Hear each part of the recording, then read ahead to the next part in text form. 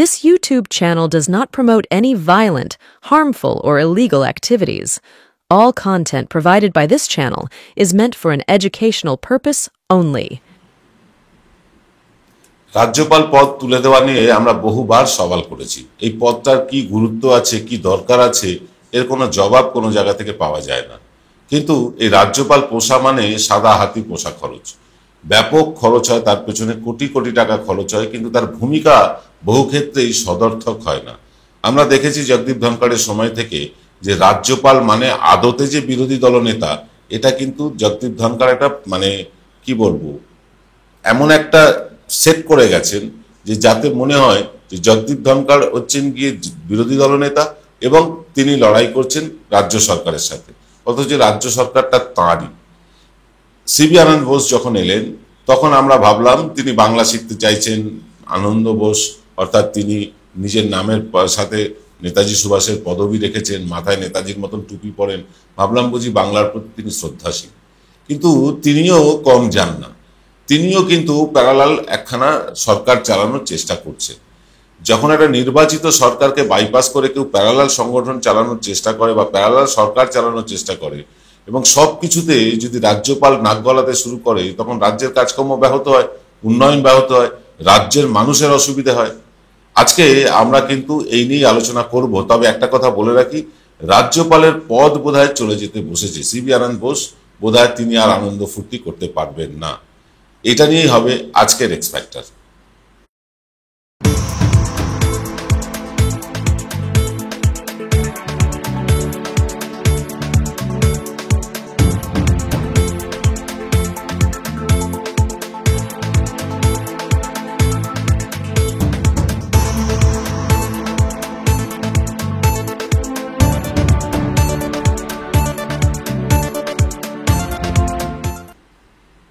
নমস্কার, আদাব। আমি আপনাদের প্রবীর বিশ্বাস। দেখতে শুরু করেছেন প্রত্যেক দিনের অভ্যেস মতো বিশ্বজোড়া বাঙালির আওয়াজ এনকে ডিজিটালের প্রভাতী অনুষ্ঠান এক্স ফ্যাক্টর।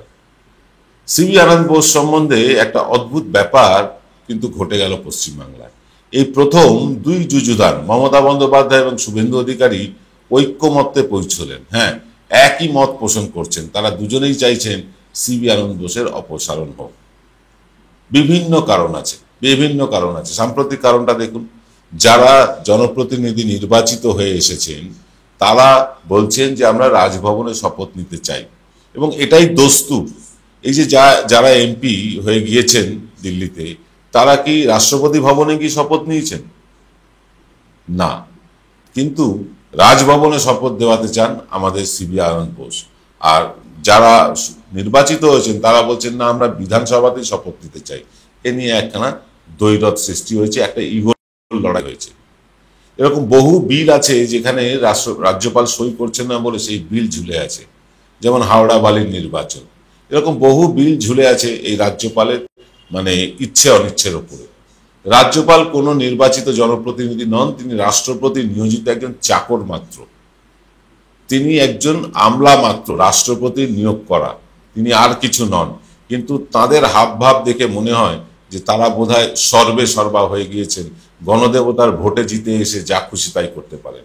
এরকমটা আমরা দেখতে পেয়েছি বিভিন্ন রাজ্যে, কেরলেও দেখেছি। যেখানে বিজেপি বিরোধী সরকার আছে সেখানেই কিন্তু এরকম বুলডোজার চালানো হয়েছে রাজ্যপালের মাধ্যমে, এবং সেটা একেবারেই বিজেপি দলের মদতে। জগদীপ ধনখড় যখন এখানকার রাজ্যপাল ছিলেন তখন রাজভবনটা তো একেবারে বিজেপির পার্টি অফিস হয়ে গিয়েছিল। কখনো সুকান্ত মজুমদার যাচ্ছেন তার রাজনৈতিক দলের নেতাদের নিয়ে, কখনো শুভেন্দু অধিকারী যাচ্ছেন তার বিধায়কদের নিয়ে, সারাক্ষণ সেখানে কিন্তু বিজেপির আখড়া হয়ে গিয়েছিল রাজভবন। বলা হয়, অনেকেই বলেন যে বিজেপির দ্বিতীয় পার্টি অফিস বা প্রথম পার্টি অফিস হয়ে গিয়েছিল রাজভবন। কথায় কথায় তিনি অপমানিত হতেন। টেলিভিশন ক্যামেরা দেখালো না, তার জন্য তিনি অপমানিত। কেন তাকে হেলিকপ্টার দেওয়া হলো না, কেন তাকে গাড়ি দেওয়া হলো, তার জন্য তিনি অপমানিত। এরকম বিভিন্নভাবে তিনি অপমানিত হতেন। এই হেলিকপ্টার চড়া বা বিলাসবহুল জীবনযাত্রা কাদের পয়সা? এ তো আমার আপনার পয়সা। রাজ্যপাল হলেই কি তার মাতে সব দণ্ডমুণ্ডের কর্তা তিনি হয়ে যাবেন? তা তো নয়। তাহলে নির্বাচন হয় কেন? তাহলে এমএলএ এমপি এরা নির্বাচিত হন কেন? তাহলে তো রাজ্যপালই সব চালাতে পারতেন। সেই পুরনো ব্রিটিশ আমলের মতন আইন চলতো আমাদের দেশে। আর এই রাজ্যপাল প্রধানরাও তো সেই ব্রিটিশ আমল থেকে কপি করা। আমাদের দেশের আইন বদলাচ্ছে, আইনের নাম বদলাচ্ছে, অথচ রাজ্যপাল প্রথাটা বদলাচ্ছে না। কি দরকার এই রাজ্যপাল? রাজ্য সরকার কোনো বিল পাস করবে, তারা রাষ্ট্রপতির কাছে পাঠাবে, কারণ রাষ্ট্রপতিও নির্বাচিত। সেই রাষ্ট্রপতি সেই বিল পাস করবেন, আইন লাগু হবে। মাঝখানে রাজ্যপালের কি দরকার? আর যদি রাজ্যপাল রাখতেই হয়, তাহলে রাজ্যপালও কেন একজন নির্বাচিত জনপ্রতিনিধি হবেন না? এবং তার মানে সমস্ত কিছু খতিয়ে দেখে তাকে মনোনয়ন কেন করা হবে না? এই রাজ্যপাল সম্বন্ধে ভুরি ভুরি অভিযোগ উঠছে। দিল্লির হোটেলে তিনি নর্তকী নিয়ে ফুর্তি করেছেন বলে অভিযোগ, যার ভিডিও ফুটেজও নাকি তৃণমূল নেতাদের কাছে আছে, এটা আমরা শুনেছি। আবার একজন কর্মচারী, রাজভবনের কর্মচারী, তিনি শ্লীলতাহানির অভিযোগ আনছেন রাজ্যপালের বিরুদ্ধে। এরকমটা আগে কখনো শুনেছেন? কোন রাজ্যপালের বিরুদ্ধে শ্লীলতাহানির অভিযোগ কখনো শুনেছেন? শোনেননি। কিন্তু এই রাজ্যপালের সম্বন্ধে শুনছেন।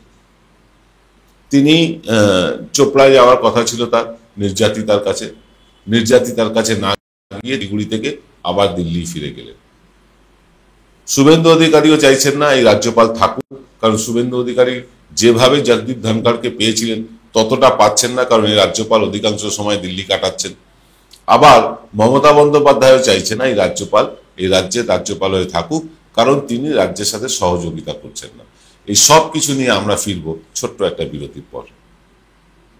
জয়গুরু রত্নভান্ডার জ্যোতিষ সেবা। এখানে গোল্ড মেডেলিস্ট জ্যোতিষী বসেন। হাই কোয়ালিটির আসল গ্রহরত্ন সবচেয়ে কম দামে এখানে পাওয়া যায়। স্থান বেলঘড়িয়া, রানীপার্ক, বটতলা, 2 নম্বর রেলগেটের নিকটে। 9681345722 এবং 9007778922। আকাশগঙ্গা ক্যাটারার আপনার বাড়ির যে কোনো অনুষ্ঠান, বিবাহ, অন্নপ্রাশন, অফিস পার্টি, বিবাহ বার্ষিকীর অতিথি আপ্যায়নের বিশ্বস্ত প্রতিষ্ঠান আকাশগঙ্গা ক্যাটারার। আমাদের ফোন নাম্বার হলো 8240033987। ফিল্ম বিরতির পর আপনারা দেখছেন এনকে ডিজিটালের প্রভাতী অনুষ্ঠান এক্স ফ্যাক্টর। আমরা আলোচনা করছিলাম রাজ্যপালের অপসারণ নিয়ে। সম্ভবত এই রাজ্যপালকে অপসারিত করা হবে, কারণ রাষ্ট্রপতিও ক্ষুব্ধ, কেন্দ্রের সরকার লজ্জিত হচ্ছে এই রাজ্যপালের বিরুদ্ধে যে অভিযোগ আসছে। মমতা বন্দ্যোপাধ্যায় বলেই দিলেন যে মহিলা বিধায়ক রাজভবনে যেতে ভয় পাচ্ছেন। রাজ্যপালের সম্মানে লাগলো, তিনি মানহানির মামলা করলেন। যার মানই নেই তিনি আবার মানহানির মামলা করলেন। যাকে নিয়ে এত খিল্লি হয়, যাকে নিয়ে এত হাসি মস্করা হয়, সব দলের লোকেরাই করেন, তারপরেও তার মানহানি। যাকে সেটা তার ব্যাপার, তিনি মানহানি করেছেন, করতেই পারেন। কিন্তু ঘটনা হচ্ছে যে এই যে রাজ্যপাল, তার আচরণ এবং তার ব্যবহার, এটা দেখে আপনিও কি লজ্জিত হচ্ছেন না? যে কখনো কোনো রাজ্যপালের বিরুদ্ধে শ্লীলতাহানির মতন অভিযোগ এসছে? আজ পর্যন্ত এসছে একবার না, দুবার তার নামে এই অভিযোগ উঠেছে। আরো কত শত অভিযোগ লুকিয়ে আছে আমরা জানি না। কিন্তু এই রাজ্যপালের সম্বন্ধে এই ধরনের অভিযোগ আসা যে কোনো রাজ্যবাসীর পক্ষে কি লজ্জাজনক নয়? এই যে বিভিন্ন বিল, বিভিন্ন ছুতোনাতায় আটকে রেখে রাজ্যের যে আইনগুলো, যেমন ধরুন এই গণপিটুনির ক্ষেত্রে রাজ্য আইন করতে চায় যে তাদের সাজা হবে মৃত্যুদণ্ড, রাজ্য আইন করতে চায়, রাজ্যপাল সই করছেন না। গণপিটুনি করে কিছুদিন জেল খেটে আবার তারা বেরিয়ে আসছেন। যদি মৃত্যুদণ্ডের মতন সাজা থাকতো, তাহলে কি এই গণপিটুনিতে দিয়ে কেউ পার পেয়ে যেত বা পিটুনি দিতে মানে সাহস পেত? রাজ্যপাল ইচ্ছে করে জল ঘোলা করছে। পশ্চিমবাংলার রাজ্যপাল এবং কেরলের রাজ্যপাল, এবং শুধু পশ্চিমবঙ্গ কেরল কেন, যেখানে যেখানে বিজেপি বিরোধী দল আছে সেখানে রাজ্যপালেরা ব্যতিব্যস্ত করে রাখতে চাইছেন সেই রাজ্য সরকারকে। কিন্তু পশ্চিমবাংলার রাজ্যপাল সম্বন্ধে যে অভিযোগ এসছে, তারপরে তিনি ব্যতিব্যস্ত করে রাখতে চাইলেও লোক তো তার দিকে সেই আঙুলি তুলবে যে আপনার সম্বন্ধে তো শ্লীলতাহানির অভিযোগ, এ কথা তো বলবেই এবং বলছেও। এবং যার জন্য কেন্দ্রের বিজেপি অত্যন্ত লজ্জিত, তাদের মুখে কোনো রা নেই, এই নিয়ে তারা প্রতিবাদও করছে না। কোথাও করবেন কি করে? কারণ সবটাই তো ডকুমেন্টেড হয়ে আছে। তিনি বলছেন কলকাতা পুলিশকে তিনি রাজভবনে ঢুকতে দেবেন না, তিনি বলছেন মমতা বন্দ্যোপাধ্যায়কে রাজভবনে ঢুকতে দেবেন না। রাজভবন কি তার পৈতৃক সম্পত্তি, তার বাবার সম্পত্তি নাকি? রাজভবনটাই রাজ্যবাসীর সববার, কলকাতা পুলিশেরও, মুখ্যমন্ত্রীরও, আমারও, আপনারও। হ্যাঁ, সিকিউরিটির কারণে হয়তো ঢোকা বেরোনোর ক্ষেত্রে কিছুটা বাধা নিষেধ থাকতে পারে, কিন্তু তিনি এই রাজ্যের কাউকে ঢুকতে দেব না এটা বলার তিনি কে হরিদাস পাল? আমাদের কিন্তু এই প্রশ্নগুলো জাগছে। এগুলো কি অসাংবিধানিক কথা না? রাজ্যের মুখ্যমন্ত্রীকেই রাজভবনে ঢুকতে দেব না বলার স্পর্ধা একজন রাজ্যপাল দেখাতে পারে? কাল যদি মমতা বন্দ্যোপাধ্যায় বলেন যে রাজভবনে রাজ্যপালকে ঢুকতে দেব না, সেটা কি মমতা বন্দ্যোপাধ্যায় বলতে পারেন? পারেন না তো। কিন্তু রাজ্যপাল কি করে পারেন যে রাজভবনে তিনি রাজ্যের মুখ্যমন্ত্রীকেই ঢুকতে দেবেন না? তিনি পারছেন বলে পার পেয়ে যাচ্ছেন। কেন্দ্রীয় নেতারা চুপ করে শুনছেন, কিন্তু তারা একবারের জন্য এখনো পর্যন্ত এমন কোনো পদক্ষেপ করেননি যাতে রাজ্যপালকে মানে খানিকটা মুখে লাগাম দেওয়া যায়, তার ব্যবহারে লাগাম দেওয়া যায়। কিন্তু সম্প্রতি একটা খবর দিল্লি থেকে এলো, রাজ্যপাল বারবার সে কারণে দিল্লি উড়ে যাচ্ছেন তার গদি বাঁচাতে। কারণ বর্তমান কেন্দ্রীয় নেতৃত্ব তারা তাদের গায়ে এমনি সংখ্যালঘু সরকার যে কোনো দিন পড়ে যেতে পারে, তারা যদি এইরকম রাজ্যপালকে বইতে হয় যার সম্বন্ধে শ্লীলতানির অভিযোগ আছে, সেটা তো আরো কলঙ্ক হয়ে যাবে বিজেপির পক্ষে। তাই তারা কিন্তু কলঙ্ক মুক্ত হতে চাইছে বলে খবর। ইতিমধ্যেই হয়তো আজ বা কালের মধ্যেই হয়তো রাষ্ট্রপতির কাছে সুপারিশও যেতে পারে যে এই রাজ্যপালকে সরানো হোক। কে আসবেন না আসবেন আমরা জানি না, কিন্তু আমরা এটা বলতে পারি যে রাজ্যপাল পদটাই তুলে দেওয়া হোক। এই পদটার কোনো প্রয়োজন নেই। বিভিন্ন রাজ্যে রাজ্যে কোটি কোটি টাকা খরচ করে রাজ্যপাল পোষার মতন বিলাসিতা এই দেশের নেই।